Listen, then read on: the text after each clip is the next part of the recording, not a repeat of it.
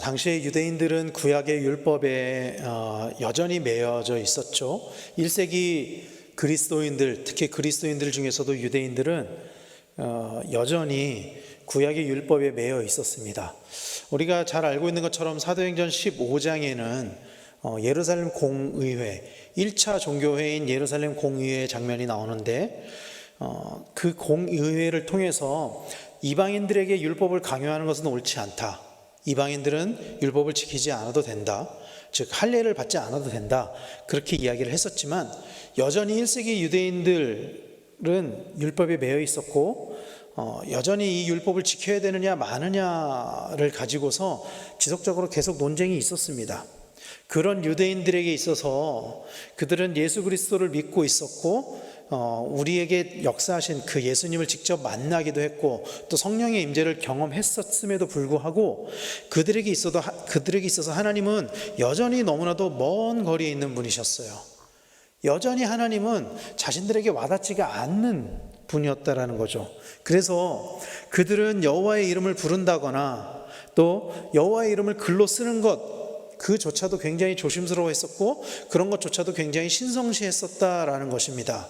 그래서 우리가 알고 있는 것처럼 마태복음이 유대인을 위하여 쓰여졌지만 마태복음에서는 하나님 나라라고 이야기하지 않아요. 천국이라고 표현을 하죠.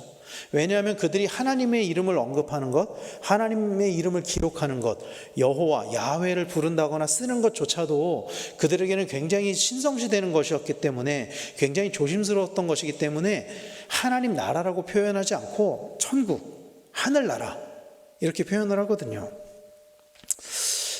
그들은 여전히 하나님을 굉장히 먼 분, 우리가 닿을 수 없는 분으로 여겼었고 그런 그들에게 있어서 예수님의 존재 또한 어떤 의미로는 너무나도 먼 곳에 있는 분이기도 했어요. 그런데 반면에 또 어떤 의미로는 실제로 이 땅에 오셔서 예수님을 봤었기 때문에 예수님을 만났었던 사도들이 여전히 있었던 시대였기 때문에 어떤 의미로는 친밀한 분이시기도 했다라는 것이죠.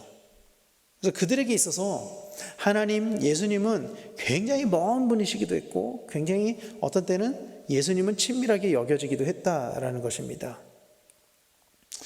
여전히 하나님을 대함에 있어서 그런 율법적인 사고들이 있었기 때문에 그들에게는 예배를 주관하는 대제사장만 해도 사실은 너무나도 멀리 있는 사람처럼 보였었어요. 그들이 물론 예수 그리스도를 믿고 나서 대제사장이 따르는 그 율법을 온전히 따랐던 것은 아니지만 그러나 이스라엘의 종교 지도자로서 대제사장은 여전히 그들에게 있어서 굉장히 먼 의미의, 굉장히 높은 의미의 사람과 같았다라는 것이죠. 예컨대 우리나라 같은 경우도 우리나라가 이제 개화된 지 근대화된 지 불과 한 100년밖에 안 됐잖아요. 그래서 불과 한 5, 60년 전만 해도 그 시대가 다 끝났음에도 불구하고 왕족, 왕의 혈통, 또 예전의 양반 이런 관념들이 우리에게 자리 잡혀 있었단 말이죠. 우리나라도. 마찬가지로 수천 년을 율법을 지켜서 살았던 이스라엘 사람들에게 그건 너무나도 당연한 것이라는 거예요. 대제사장만 해도 그래서 그들에게는 굉장히 멀리 있는 사람, 높은 사람 이렇게 여겨졌다는 것입니다. 우리가 알고 있는 것처럼 하나님이 계신 성소, 그 성전 안에 있는 성소는 아무나 들어갈 수 없고 1년에 한 번 그 대제사장만 들어갈 수 있었기 때문에 대제사장도 대단한 사람이었고 그리고 성소는 굉장히 거룩한 것으로 여겨지는 여전히 그런 율법 가운데 살고 있었던 시대였다는 것입니다. 이 히브리서의 시대가. 근데 오늘 본문은 뭐라고 이야기하냐면 그 보좌 앞에, 그 성소 앞에 담대히 나갈 수 있다, 담대히 나갈 것이다, 그렇게 이야기를 하고 있는 거예요. 여전히 율법에 매여 살고 있었던 그 사람들에게 성소에 담대히 나갈 수 있다, 그렇게 이야기를 하고 있는 것입니다. 그렇다면 어떻게 그 보좌 앞에 담대히 나갈 수 있느냐 하는 것이죠. 오늘 본문은 예수님을 대제사장으로 표현하고 있습니다. 오늘 14절 말씀에 이렇게 이야기하죠. 그러므로 우리에게 큰 대제사장이 계시니 승천하시니 곧 하나님의 아들 예수시라, 이렇게 이야기를 하고 있습니다. 예수님이 대제사장이다 라는 표현은요, 저번에도 말씀드렸지만 히브리서에만 나옵니다. 히브리서에만 나오는 표현이에요. 만약에 히브리서가 성경의 정경으로 들어가지 못했다면, 인정되지 못했다면은 예수님이 대제사장이다라거나 예수님이 그 친히 제물이 되셨다라는 그런 우리가 일반적으로 익숙하게 알고 있는 이런 신학적인 개념들이 어쩌면은 인정되지 못했을지도 모르죠. 그러나 히브리서가 정경이 되면서 예수님이 대제사장이다라는 이 개념이 우리에게 인정되었다라는 것입니다. 그런데 율법에 사로잡혀 있었던 히브리인들에게 예수님이 대제사장이다라는 표현이 그들에게 와닿았겠느냐는 것이죠.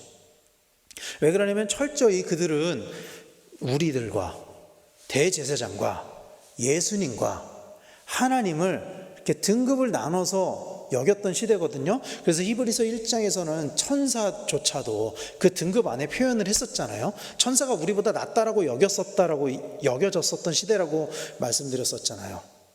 그래서 이 히브리서에서 굳이 예수님을 대제사장으로 표현한 것은 그들이 가지고 있었던 그런 위계적인 것들을 깨트림과 동시에 예수님이 어떤 분이신지를 설명하기 위한 장치로 우리는 이해해야 할 것입니다.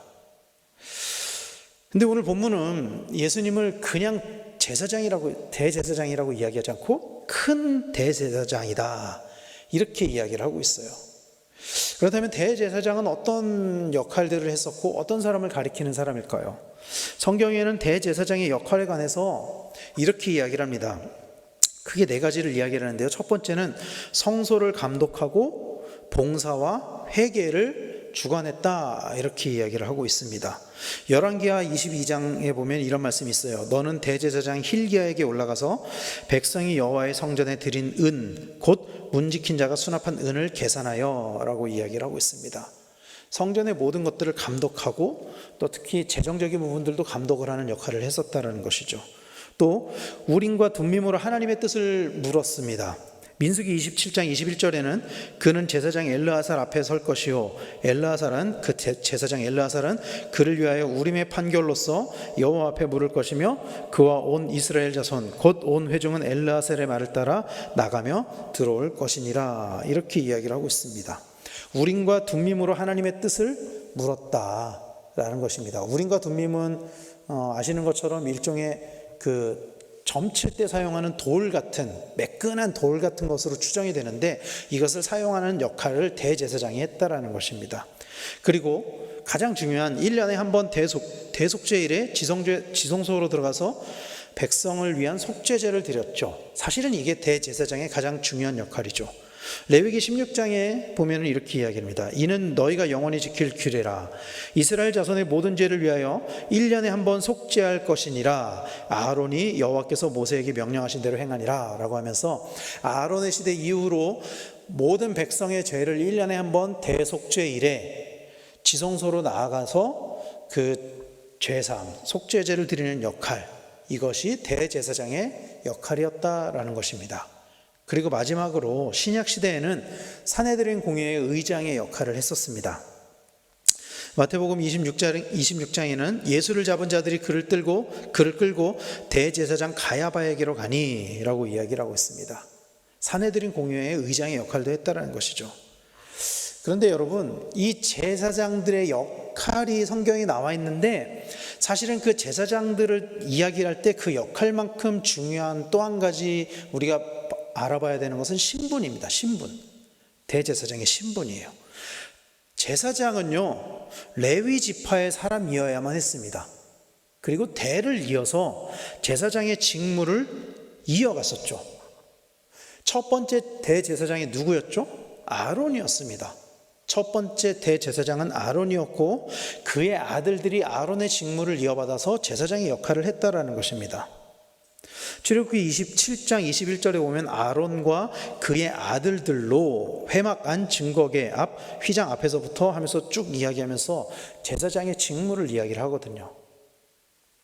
그래서 제사장은 반드시 레위 지파의 사람이어야 하고 레위 지파 중에서도 아론의 자손이어야만 했습니다. 그런데 여러분, 예수님은 레위 지파도 아니었고 아론의 자손도 아니었죠. 예수님은 유다 지파로 태어나셨죠.